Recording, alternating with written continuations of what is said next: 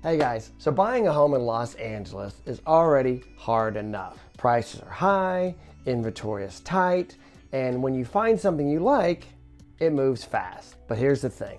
Most buyers don't get into trouble because they picked a bad house. They get into trouble because they overlooked a bad situation. So the tricky part is, a lot of these issues don't feel like a big deal when you first walk through the home, but they show up later, when you're already living there, or even worse, when you're trying to sell. So in this video, I'm gonna walk through 5 types of homes LA buyers should be careful with, focusing on the Valley, Valley Village, Studio City, Sherman Oaks, Encino, the Valley as a whole. And more importantly, I'll explain why buyers hesitate and what actually happens in real life and when it might still make sense to buy. Let's check it out.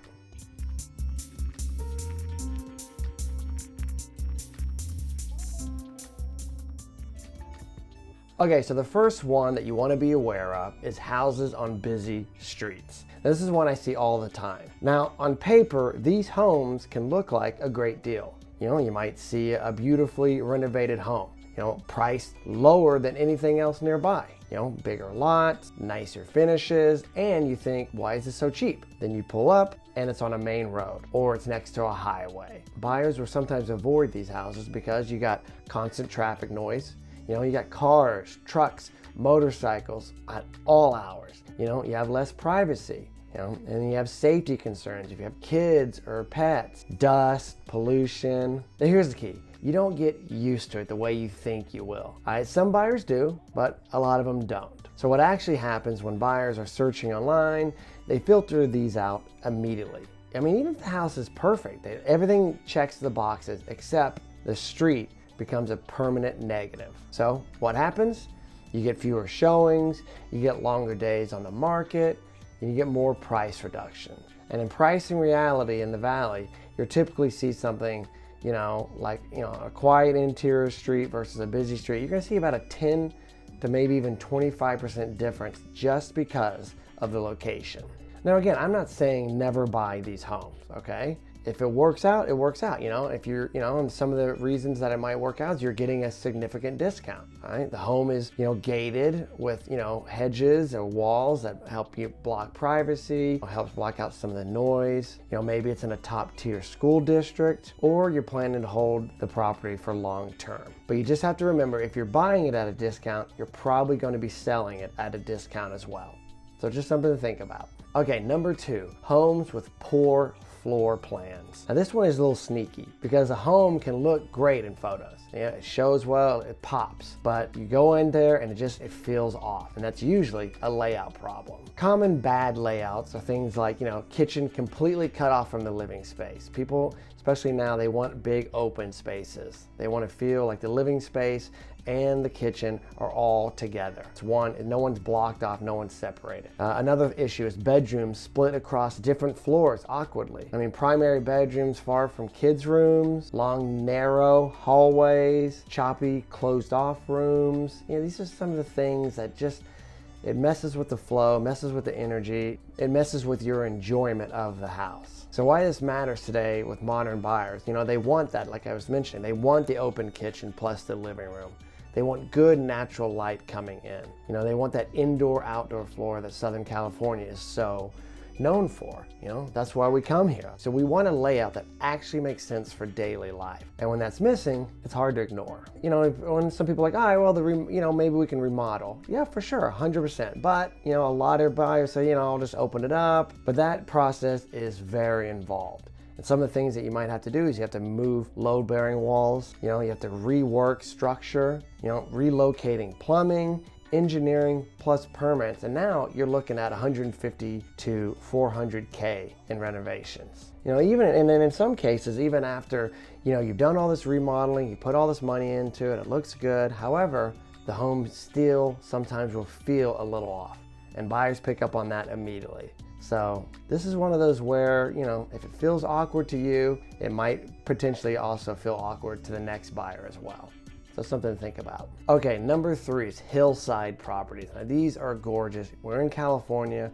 We live, you know, you have Sherman Oaks, Studio City, Encino Hills, anything south of the boulevard.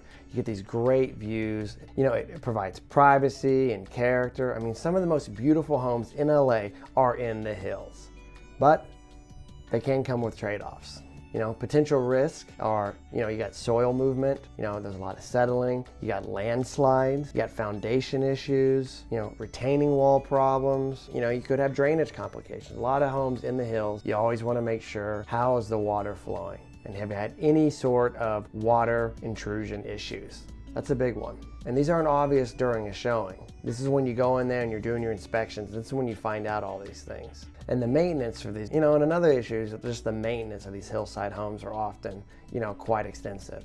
You know, you're gonna need ongoing drainage management, structural monitoring, and you know, the retaining wall, you wanna make sure you keep that up to date. You know, this isn't a set it and forget it type of property. You really need to focus on this. And let's say you want to remodel, there's some challenges that, you know, pop up as well. There's some engineering, becomes more complex, the permits take longer, you know, the access for construction is harder, and the costs go up quickly. And unfortunately, another issue that it's a big issue is insurance issues. A lot of these homes are going to, or probably all of these homes, are going to fall into wildfire zones. So that means you're gonna have higher insurance premiums, or it's gonna even be harder to insure altogether. But even before the fires of 2025, insurance costs were going up and they've only increased. But again, buyers will still go for these homes because honestly, the views can be amazing. I mean, it's incredible. And you know, again, your privacy, the character of the home, you know, if those things are important to you and that's a priority, it can absolutely be worth it. But you know, you just need to go in there with your eyes open. You're trading simplicity for lifestyle. Okay, another issue is parking and access problems. And this one's a little underrated until, of course, you live it. You know, parking in Los Angeles is not a small thing. It is a bit of a chore sometimes, and it is a daily lifestyle issue. You know, some of the red flags that you want to look at is no garage, only street parking, okay? There's a lot of street cleaning. There's a lot of limits. You know, you can park there for so-and-so time. And, you know, so if you're trying to have people come over, they may not be able to park there. You also have narrow driveways. You have steep hills, and you have no turnaround space. So a real life scenario to think about is, you know, carrying groceries uphill. Or if there's a lot of stairs, guests having to circle the block, street sweeping tickets, limited parking late at night, it all just kind of adds up and affects your way of life. And the buyer's psychology at first, you know, they might overlook this. You know, it's okay, we love the house, we want to get in there, but when it's time to sell, that's when issues can really pop up again. So if you have homes with 2-car garages, easy access, good street parking, they will always get a stronger demand. And the last one is unpermitted work. This is a big one in LA and it's very common. So examples are garage conversions, bonus rooms, unpermitted ADUs, bathrooms added without permits. And the reason why you see this happen so much is that, you know, permits are expensive and they're time consuming and they're a hassle. So a lot of owners just, you know, skip it. But this is a big risk for buyers. You know, you have financing issues. Appraisers may not count the square footage. So now it doesn't appraise right. You know, insurance, claims can be denied. You might run into city issues where they're wanting you to remove or they refuse to legalize it. And again, it's resale. Future buyers hesitate when they see that something is not permitted. Simple, easy question that your agent or you yourself can ask is, was it permitted?